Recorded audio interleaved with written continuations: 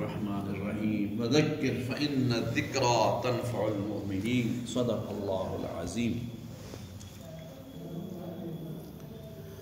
اللہ تبارک و تعالیٰ نے جناب نبی کریم صلی اللہ علیہ وسلم سے فرمایا آپ نصیحت کرتے رہیں، آپ بات پہنچاتے رہیں، آپ ذکر فرماتے رہیں، واعظ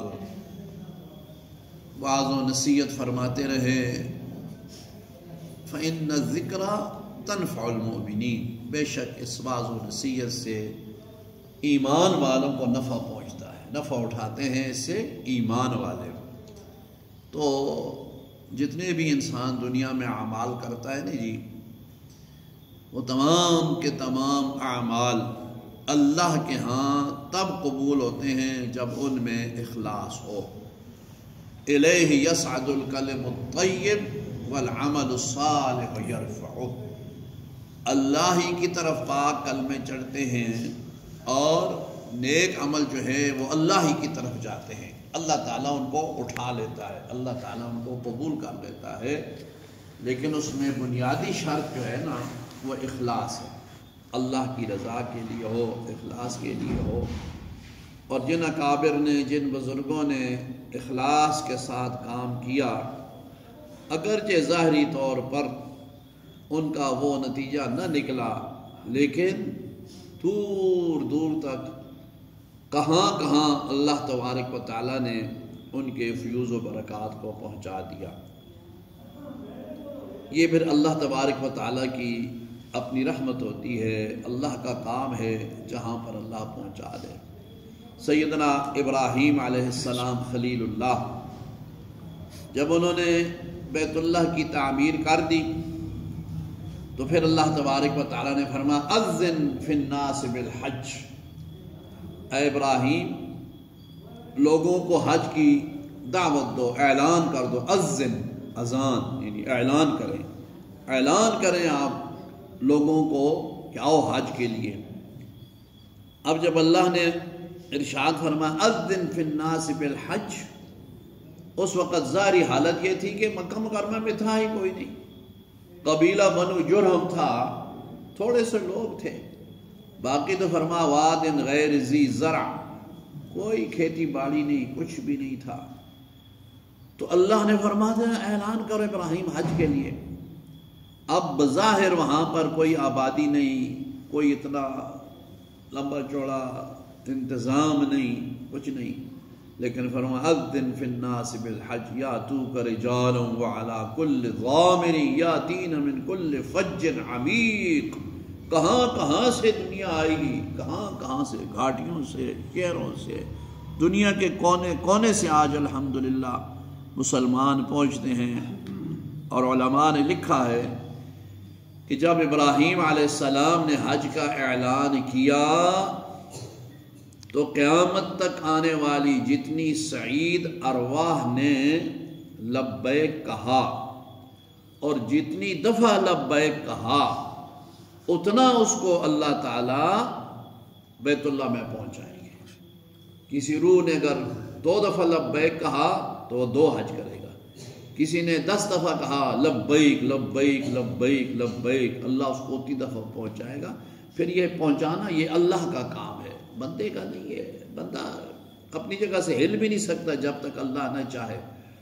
تو حرمین شریفین کی زیارت، وہاں کی سعادت، وہاں حج کے لیے جانا، عمرے کے لیے جانا، بس یہ دعا کرنی چاہیے کہ اللہ تعالیٰ مقبول حج نصیب فرمائے اور مقبول عمرہ اور مقبول حاضری اللہ تعالیٰ نصیب فرمائے۔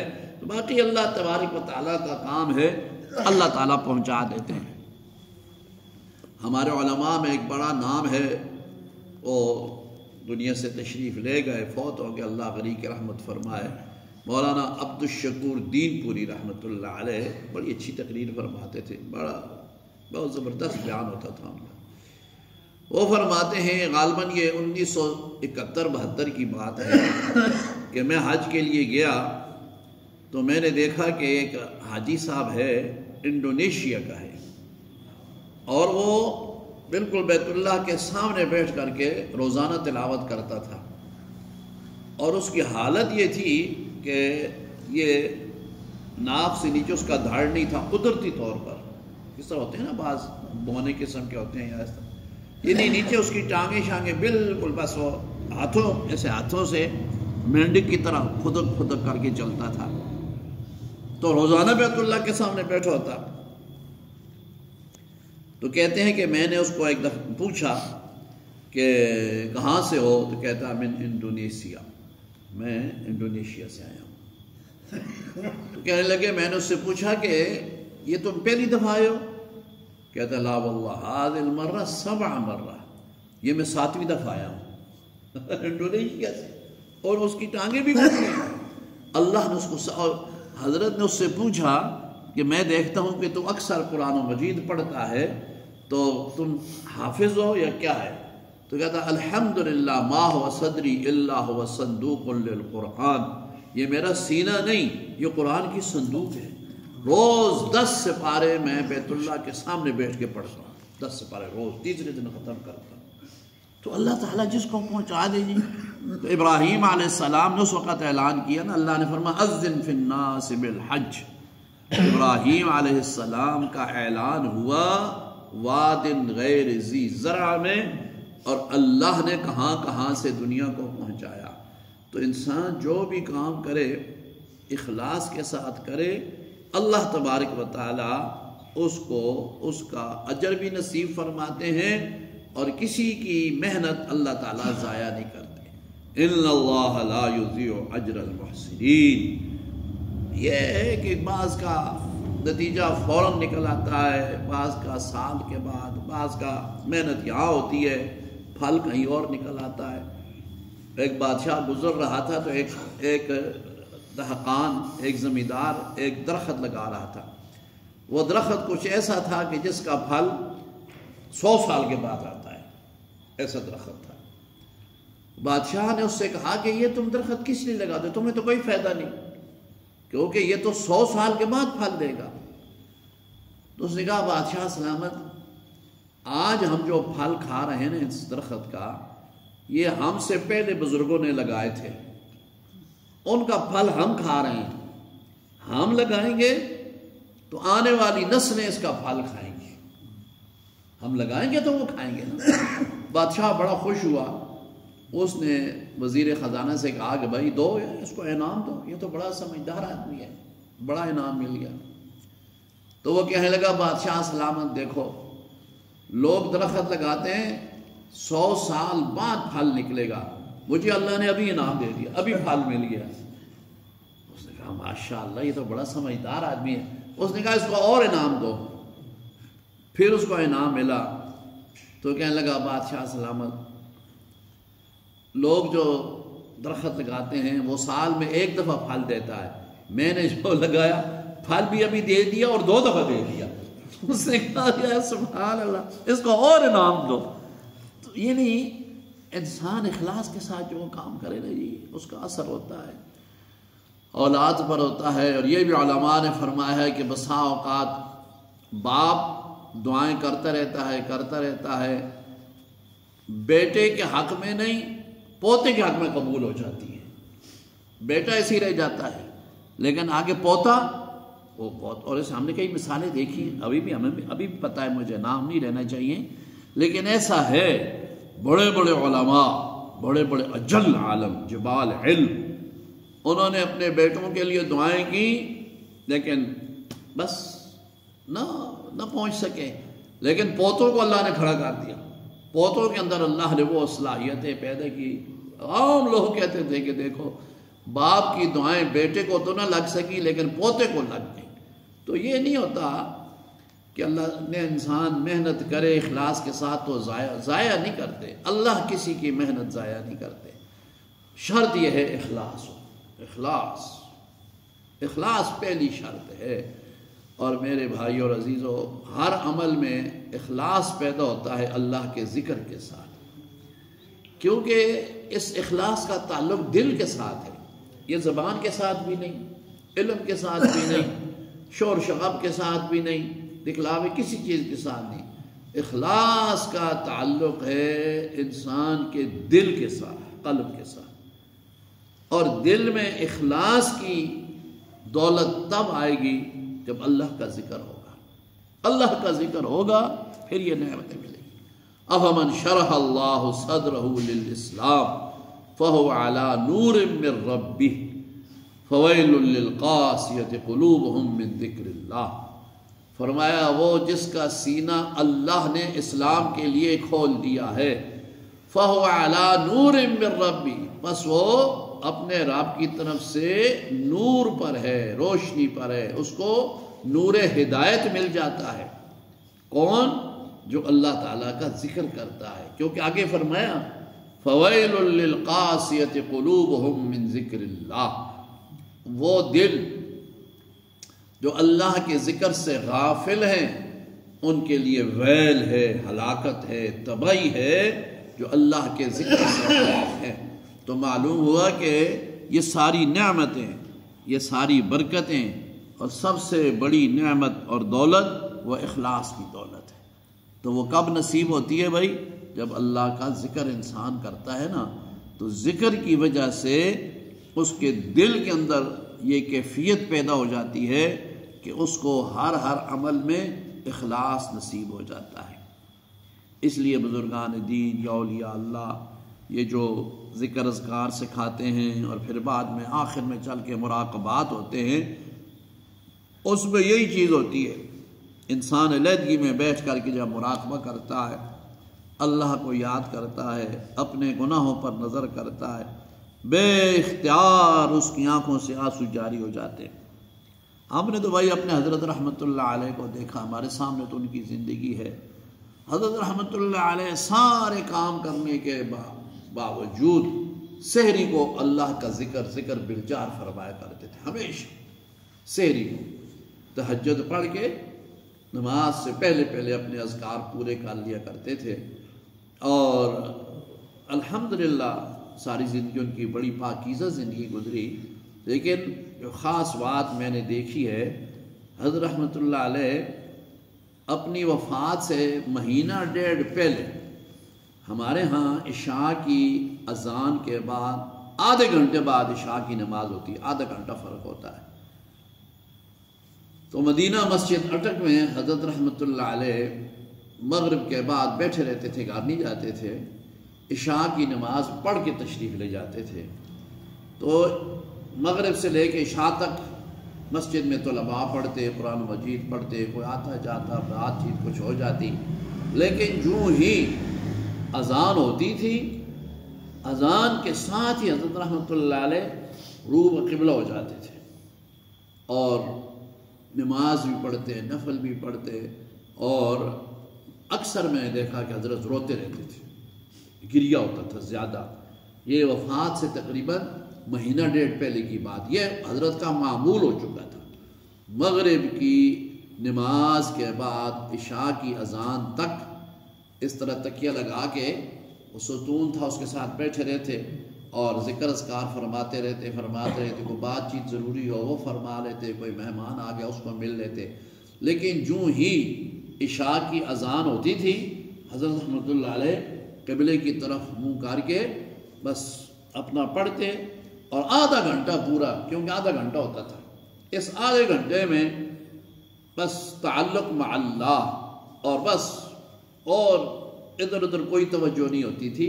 تو میں سمجھتا ہوں یہ کوئی خاص وقت ہوگا کہ یہ تو اللہ کے نیک بندے کوئی سمجھتے ہیں، بھائی ہم ظاہر بین لوگ ہیں، ہمیں کیا پتہ ہے، لیکن میں یہ سمجھتا ہوں کہ سب اللہ تعالیٰ کے ذکر کی برکات ہے، کیونکہ کسی انسان کو بھی تو پتہ نہیں نا جی کب مرنا ہے، لیکن یوں معلوم ہوتا تھا کہ حضرت رحمۃ اللہ علیہ اپنی پوری تیاری فرما رہے ہیں اللہ کے پاس جانے کے لیے۔ اور ایک مشہور واقعہ تو میں نے کئی دفعہ عرض کیا کہ میرا جو بڑا بیٹا ہے محمد اسد، اس کا ختم ہوا قرآن مجید، اسی نے سنایا تھا اس سال حضرت کے سامنے۔ تو اس کے ختم پر حضرت نے 27ویں رات کو وعظ فرمایا ممبر پر، پورے شہر نے سنا، سب کے سامنے۔ فرمایا میری بڑی تمنا تھی، 3 بیٹے میرے حافظ ہوئے، میں کہتا تھا چوتھا میرا پوتا بھی حافظ ہو جائے، حافظ ہو گیا۔ آج میں نے اس کا قرآن سن لیا، اب میں اللہ سے پورا راضی ہوں، میں پورا تیار ہوں، جب اللہ چاہے مجھے بلا میں تیار ہوں۔ اور اگلے سال اپنے سال رمضان شریف سے پہلے سے فوت ہو گئے. تو یہ کوئی ہم کہہ سکتے ہیں جی آپ تو خیر نیک لوگ ہیں، ممکن ہے آپ کہہ سکتے ہو. میں اپنا عرض کرتا ہوں بھائی، ہمیں کوئی کہے قاضی صاحب ہفتہ ایک تو ساڑھا رہ گیا، ہفتہ بھی تو بہت بڑی چیز ہے نا جی، ویسے تو سانس کا بھی پتہ نہیں. اگر ہمیں کوئی کہہ دے جی سونا ایک ہفتہ ایک رہ گیا جی اپنی تیاری شیاری کرو، ہمارا کیا حال ہوگا؟ جو ہمیں کہے ہم اسے مارنا شروع کر دیں گے کہ مجھے کہتے ہو تو مار، تیرا پیو مرے، تیری ماں مرے، تیرا دادا مرے، میں کیوں مرا؟ یعنی ہم اس کے لیے تیار ہی نہیں ہے نا. کیوں؟ ہماری تیاری کوئی نہیں ہے، ہمارے پاس یہی کچھ نہیں ہے. کیا ہے کہ ہم ساتھ لے کے جائیں گے؟ تو یہ میرے بھائیو اور عزیزو جو سب سے بڑی بات ہے نا، وہ تعلق مع اللہ ہو جائے، اللہ کا ذکر یہ اللہ تعالیٰ نصیب فرما دے. اور پھر اس کے ساتھ ساتھ ذکر کے ساتھ ساتھ اللہ تعالیٰ اخلاص کی دولت بھی نصیب فرما دیتے ہیں، اس لیے کہ اخلاص کا تعلق دل کے ساتھ ہے، دل کے ساتھ. نمازیں تو بھائی ہم سب پڑھتے ہیں، ہمارے ہاتھ بھی اٹھتے ہیں، ہاتھ باندھتے بھی ہیں، ہماری زبان بھی بولتی ہے، ہمارا سر بھی اللہ کے سامنے جھکتا ہے، ہماری کمر بھی جھکتی ہے، اعضاء جوارح سارے، اور یہ سب ہم ذکر تو کرتے ہیں، نماز تو پڑھتے ہیں، قرآن مجید پڑھتے ہیں، ہماری زبان پڑھتی ہے، اور جو کام ہم کرتے ہیں کوئی ہاتھوں سے صدقہ کرتے ہیں سب کچھ. لیکن اخلاص کی دولت کب نصیب ہوگی؟ جب ہمارا دل بدلے گا، دل. اور دل کی دنیا بدلتی ہے اللہ کے ذکر سے. اللہ کے ذکر کے بغیر دل کی دنیا بدلتی ہی نہیں ہے. دنیا جو مرضی ہے کرے. آج دیکھو آج کتنی تعلیم ہو گئی ہے. آج جناب نیٹ کھولو اور جناب یہ موبائل استعمال کرو، جس مولوی کی مرضی ہے تقریر سنو، واز سنو، نعتیں سنو، اور جناب بہت کچھ ہے. لیکن کیا جرائم کم ہو گئے؟ چوریاں کم ہو گئیں؟ ڈاکے کم ہو گئے؟ زنا اور شراب کم ہو گیا؟ پہلے سے زیادہ ہے. سب کچھ پتہ ہے، عمل کوئی بھی نہیں ہے، دل ادھر جاتا ہی نہیں. وہی غالب والی بات ہے، جانتا ہوں ثواب طاعت و زہد، اس طرح کچھ الفاظ ہے. میں جانتا ہوں اجر و ثواب طاعت و زہد، لیکن طبیعت ادھر جاتی ہی نہیں. یہ غالب کا شعر ہے کہ میں جانتا ہوں اطاعت کرو، عبادت کرو، کتنا بڑا ثواب ہے، لیکن کیا کرو میری طبیعت ادھر جاتی نہیں، دل ہی نہیں کرتا. تو یہ آج یہی مسئلہ ہے بھائی. اور یہ ہمارے دل کی دنیا بدلے گی بھائی جب اللہ تعالیٰ کا ذکر ہوگا. تو آپ حضرات ماشاءاللہ خوش قسمت ہو، سارا سال آپ کی اس مسجد میں ذکر ہوتا ہے. خود بھی شرکت کیا کرو، اپنے دوست احباب کو بھی ساتھ لایا کرو. جتنے آپ کی تھوڑی سی محنت کے ساتھ جتنے احباب ذکر کرنے والے بن جائیں گے، سب کا ثواب آپ کو ملے گا. ویسے بھی بھائی 8 دن ہم دنیا کے کام کرتے ہی ہیں نا. 8 دن، یہ 8ویں دن سوموار کے دن مغرب کے بعد یہاں ذکر ہوتا ہے. تو اس میں آدھا گھنٹہ ہوتا ہے تقریباً، کچھ تھوڑا سا بیان ہو جاتا ہے، 10-15 منٹ ذکر ہو جاتا ہے. اس میں سارے احباب ضرور شرکت کیا کرو. اس کا بہت بڑا فائدہ ہے بھائی. دیکھو ہماری ساری زندگی کا خلاصہ اور نچوڑ موت کے وقت پتہ چلے گا. یاد رکھو ساری زندگی کا، جوانی میں موت آئے، بڑھاپے میں آئے، بیماری سے آئے، تندرستی میں آئے، ایکسیڈنٹ میں آئے، اچانک آئے، یہ تو اللہ ہی کو پتہ ہے نا. لیکن انما الاعمال بالخواتیم، پتہ تو خاتمے کے وقت چلے گا کہ خاتمہ کس طرح ہو گیا. اور خاتمہ ایمان پر ہو جاتا ہے جب بندہ اللہ کا ذکر کرتا رہتا ہے، کیونکہ اس کی زبان پر اللہ کا نام چڑھا ہوتا ہے نا. ہر وقت پڑھتا جو رہتا ہے، ہر وقت کلمہ پڑھتا رہتا ہے، ہر وقت اللہ کا نام لیتا رہتا ہے، تو بلا اختیار بھی اس کی زبان پر کلمہ جاری ہو جاتا ہے. ہمارے بزرگوں میں گزرے قاضی احسان احمد شجاع آبادی رحمۃ اللہ تعالیٰ علیہ، بڑے اللہ کے ولی تھے، اور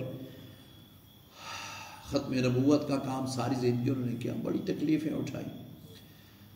تو وہ فرماتے ہیں کہ جب میں چھوٹا سا تھا تو میری امی مرحومہ جب میں سونے لگتا تو بھی کہتی بیٹا احسان کلمہ پڑھ کے سو، اور جب میں اٹھتا تو اٹھتے ہی فوراً کہتی بیٹا کلمہ پڑھو پہلے تب کوئی اور کام کرنا. تو کہتے ہیں میں تو چھوٹا تھا، معصوم بچہ تھا. ایک دن میں بگڑ گیا، میں نے کہا امی تو روز مجھے مسلمان بناتی ہے، روز کلمہ تو مسلمان ایک دفعہ پڑھ لیتا ہے نا، اس کے ذہن میں تو یہی تھا جیسا دیکھا ہوگا ماحول میں، یعنی میں جب سوتا ہوں تب بھی کہتی ہے کلمہ پڑھ، جب اٹھتا ہوں تب بھی کہتی کلمہ پڑھ۔ تو فرمانے لگے کہ امی مجھے کہنے لگی بیٹا احسان بات یہ ہے کہ جب تمہیں سوتے وقت بھی کلمہ پڑھنے کی عادت ہو گئی نا، اور اٹھتے وقت بھی کلمہ پڑھنے کی عادت ہو گئی ساری زندگی، تو جب وہ موت والی بے ہوشی آئے گی نا، موت والی، اس وقت جب سکرات طاری ہوں گے نا، تو اس وقت بلا اختیار تیری زبان پر کلمہ جاری ہو جائے گا، کیونکہ عادت جو پڑ چکی تھی۔ اور کل جب قبر سے اٹھو گے، اللہ کے حضور پیشی ہوگی، اس وقت بھی تمہاری زبان پر بے اختیار کلمہ جاری ہو جائے گا، کیونکہ عادت جو پڑ چکی ہوگی۔ سوتے وقت بھی کلمہ پڑھ کے سو، اٹھو تب بھی کلمہ پڑھو، یعنی ہر وقت بندہ جب اللہ کا ذکر کرتا ہے نا جی، بار بار اللہ کا نام لیتا ہے، تو انشاءاللہ موت کے وقت بھی اللہ تعالیٰ مہربانی فرمائیں گے اور ہماری زبانوں پر انشاءاللہ ضرور کلمہ جاری ہوگا، اور جس کا آخری وقت میں کلمہ پڑھ لیا بھائی جس نے، وہی حقیقت میں کامیاب ہو گیا۔ باقی دنیا کی ساری چیزیں ادھر ہی رہ جائیں گی بھائی، کوئی چیز ساتھ نہیں جاتی، مکان، پٹیاں، ڈوگیاں، کھیت، کارخانے، جہاز، موٹریں، پیسہ، روپیہ، بینک، ہر چیز ادھر رہ جاتی ہے۔ کبھی کسی کے ساتھ کوئی گیا ہے؟ کوئی کسی کے ساتھ نہیں۔ جو مر جائے اس کے ساتھ کبھی کسی نے نوٹ دفن نہیں کیے، کبھی یہ نہیں کہ انہاں دے جو میں کوئی 20,000 روپیہ پہ دے جی خیر ہے پہ رہے، کوئی نہ پیسے پوچھ چنگے لگ دے، کوئی چھوڑتا ہے؟ ایک پیسہ ساتھ کوئی نہیں چھوڑتا، پیسہ ساتھ نہیں جاتا۔ عورتوں کو زیور اتار لیتے ہیں، ہاتھوں سے چوڑیاں اتار لیا، گلے سے ہار اتار لیے، کانوں سے کانٹے اتار لیے، کوئی چیز نہ مردوں کی نہ عورتوں کی، کوئی مال اسباب، کوئی چیز ساتھ نہیں جاتی۔ جیسا بندہ دنیا میں خالی ہاتھ آتا ہے نا جی، اسی طرح خالی ہاتھ دنیا سے چلا جاتا ہے۔